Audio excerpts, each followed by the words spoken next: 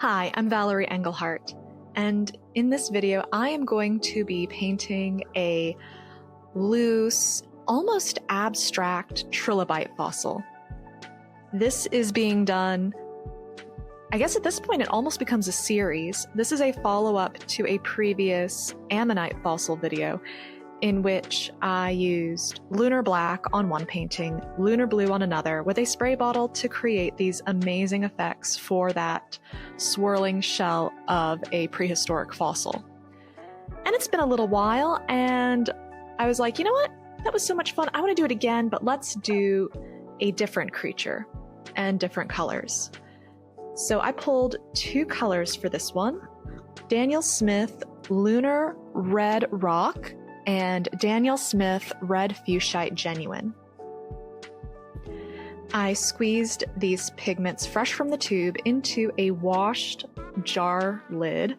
I keep some of these around because they're so great for when I just want one or two colors that I'm probably not going to use again anytime soon. It lets me have really rich, juicy pigment, and when I'm done, the lid washes out very well. So what I did is I painted, and I have not done any sketches, I'm just eyeballing it, two curved lines towards the center of the paper with the fresh pigment and a small oil fan brush. And then I used a spray bottle to make some lines that radiate away from the center.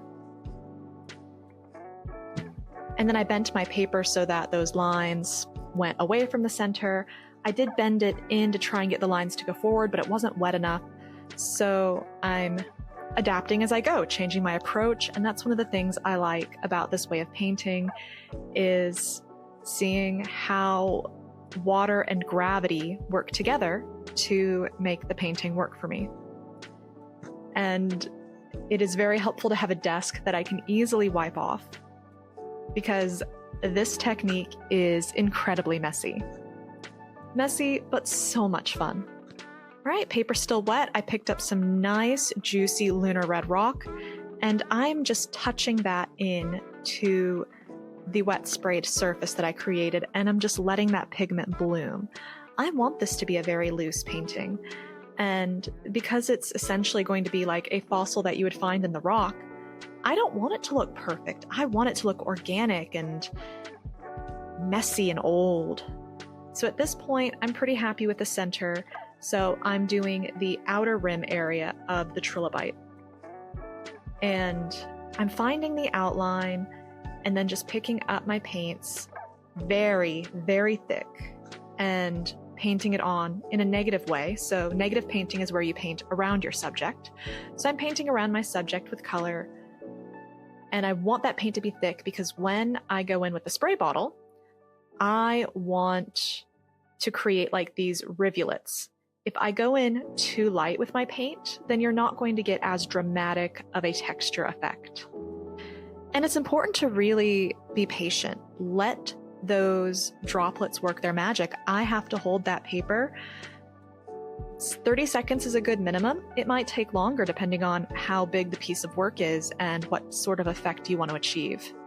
And definitely have a lot of towels or paper towels nearby because, as I said, messy technique. Totally worth it. So much fun and so easy. This is such an easy way to create a really unique piece of artwork, but it is messy. Now, I want to talk a little bit about one of these paints. You can't tell very well in a video, but Red Fuchsite Genuine is a sparkly paint. And like, it is made from red fuchsite. Like, that is the pigment. That's not a pigment number, it's genuine red fuchsite. And red fuchsite apparently has a lovely sparkle to it. So when I pick up my painting, I actually get little bits of shimmer like you would find in rocks. Like, have you ever cracked open a fossil and it's kind of like the rock has a little bit of a glimmer shimmer to it? That's what this looks like, and it is so cool. And while I love Red Fuchsite Genuine, on its own, it doesn't pack enough punch for me, which is why I brought in the Lunar Red Rock. The Lunar Red Rock it uses the red oh my gosh, hematite or hematite pigment. I never know how to pronounce that, and then I forget to look it up. But it's really like opaque and heavy, and that's why I wanted it to create those rivulets.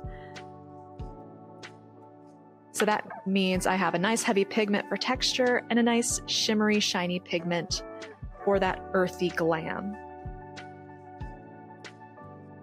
And one reason I picked a Trilobite fossil, similarly to why I picked an ammonite earlier, is it's an easy shape. And I don't have to have a lot of, what would that be, like subtle gradients, like maybe if I was doing a skull or something really complex like an entire skeleton, that's a lot of moving pieces. Whereas with a Trilobite or an ammonite, it's this one fairly simple creature that we just need to create some lines on the inside and paint around it, and then let the watercolor do its magic with the water to get interesting texture effects. And one thing with watercolor, even in this technique, is layering. Layering is key, and so now that the painting is drying in some parts, still damp, I'm still getting a nice loose effect, but if I really want like those center ridges to stand out, I do need to go in with another hit of that strong pigment. While I'm at it, another fun thing about doing these kinds of paintings is it lets you play with different pigments and really see their properties. So far I've done like a black one and then a blue one and now a red one. So what should I do next? Like, I have Amethyst Genuine. I know that paint is sparkly and beautiful. Or maybe I play with one that I know splits into other colors and see how that effect works. And that way, at the end, you still get a really cool painting that you're not just doing sample swatches to see what happens. Like, you get essentially a sample swatch, but you get a really cool painting out of it. So if you've got any color requests, let me know. I've got a ton of paint that I need to play with more. So right now what I'm doing is I've realized that I need more definition in like those little trilobite ridges, and I am using the natural shape of that fan brush, because it is curved, to just sort of dot on and make these organic curved lines. Because that shape is curved, I don't want the line to be straight across. And then I'm just trying to mirror that on the other side. And because the paper is still damp, the line softens on its own, but I am going in with very thick, neat pigment. Like, you can see in my jar cap that paint like has not been diluted at all. And I just keep trading between red fuchsite and the lunar red rock. For the center, I am using that brush shape, just tapping in the middle to create those ridges.